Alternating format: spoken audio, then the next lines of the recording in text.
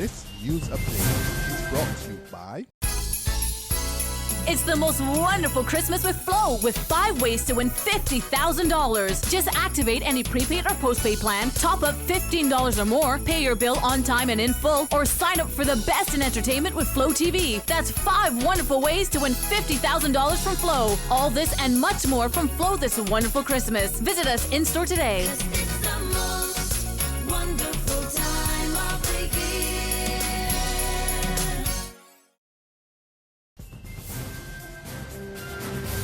It's Wednesday, December the 28th, 2016, and this is your Barbados Today Evening Update. I'm Emmanuel Joseph. Thanks for joining us. We begin with news that the island's largest public sector trade union will be making the resumption of negotiations for salary increases for civil servants its priority early in the new year. A source close to the talks between government and the National Union of Public Workers told Barbados Today this afternoon that as the union leaves 2016 with successes of securing a wage increase for airport workers and appointments in the main public sector and the National Housing Corporation, it would be pushing for a quick resolution to pay discussions for civil servants in January. The source, who said the union was pleased that the 400 airport workers actually received their back pay before Christmas, is expecting to get an early date from the Ministry of the Civil Service for a resumption of negotiations on behalf of public workers. As far as the airport workers were concerned, the source could not say how much back pay they got in their hands, but looked forward to them getting their new 7% wage hike on top of the retroactive pay as soon as possible. A cabinet minister in the Freundel Stewart administration wants his government to be more proactive in getting those capital projects currently in the pipeline off the ground in 2017. Speaking to Barbados Today after midnight mass on Christmas Eve at Christchurch Parish Church, Minister of Youth and Culture Stephen Lashley said this was one of his resolutions for next year, which he believes would bring back economic growth.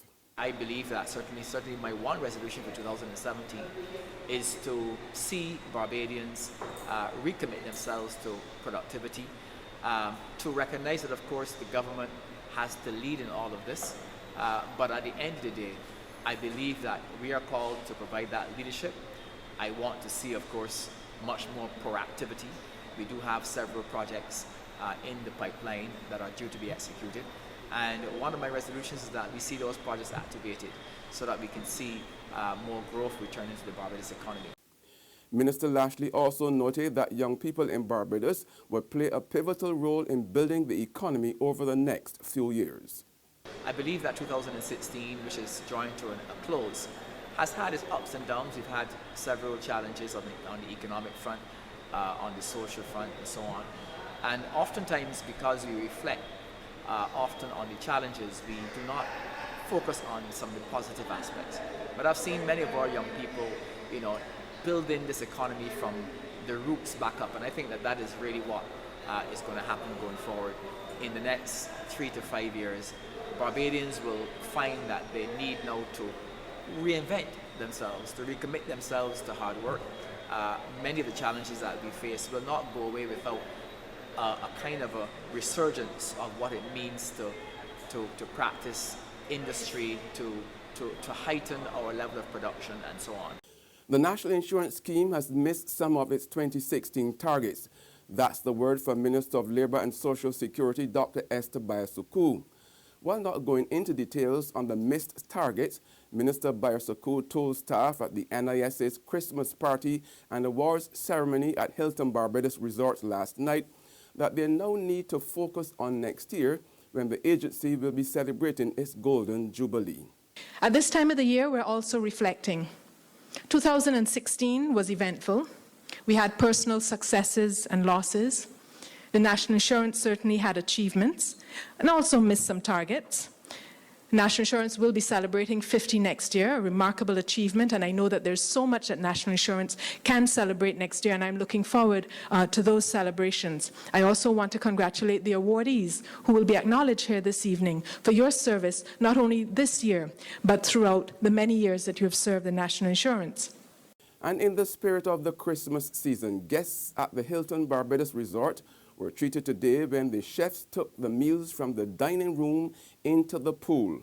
There was much excitement at the hotel when the resident chefs and other administrative members of staff took a break from office duties and the heat of the kitchen to dip in the cool pool to serve the patrons who were in the pool and at the poolside.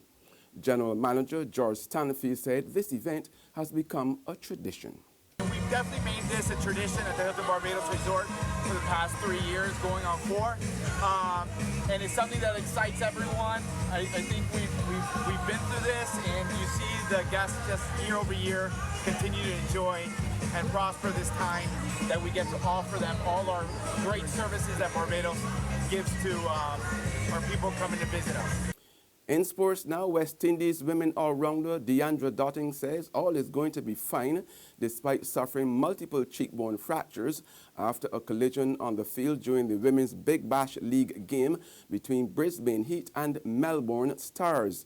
In a post on Facebook, Dotting said, "Eye socket and eyesight are fine, jaw and teeth fine." She also wrote that she was now out of hospital and recovering before a specialist appointment with a face surgeon tomorrow. There's regional and international news after this short break. Get your paper, get your paper. Only $2.25. $2.20. Who? For what? That's Bear Stale News. I don't read about that on Barbados today since last night. That can't only can't do. $2.20. Who? The Barbados Today, news you can trust.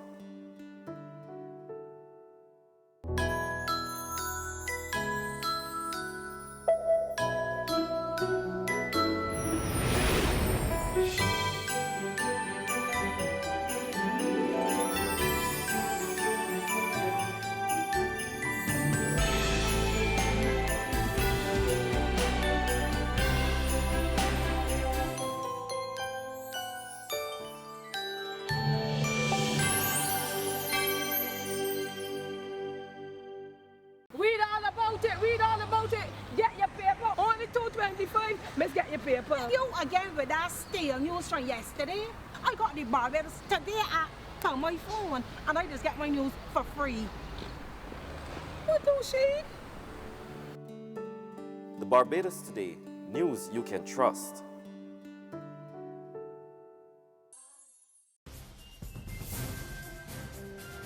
Welcome back with news from the region now. Tragedy in Peru.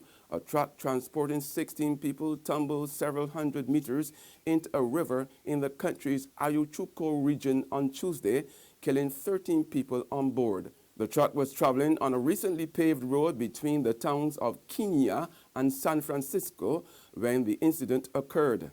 After falling 300 meters down a ravine, the vehicles landed in the Piene River. 4 children are among the victims. And on the international scene, U.S. Secretary of State John Kerry says the prospect of an Israeli-Palestinian peace deal based on a 2-state solution is in grave jeopardy. And he insists that UN condemnation of illegal Jewish settlements on occupied land was in line with American values.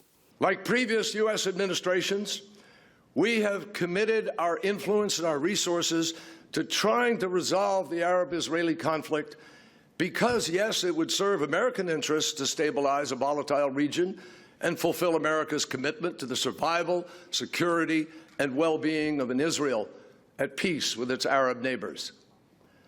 Despite our best efforts over the years, the 2-state solution is now in serious jeopardy.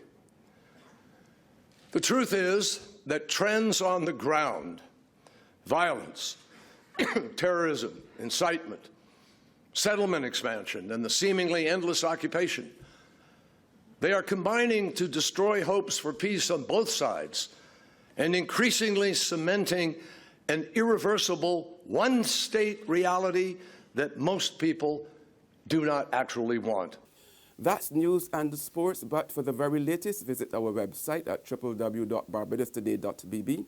Also subscribe to our e-paper, email updates, and like us on Facebook. We are also on Izumi Media in bus terminals, or screenplay at supermarkets and gas stations near you, as well as channel 99 on Flow TV and Mix 96.9 FM. I'm Emmanuel Joseph. Have a fantastic evening.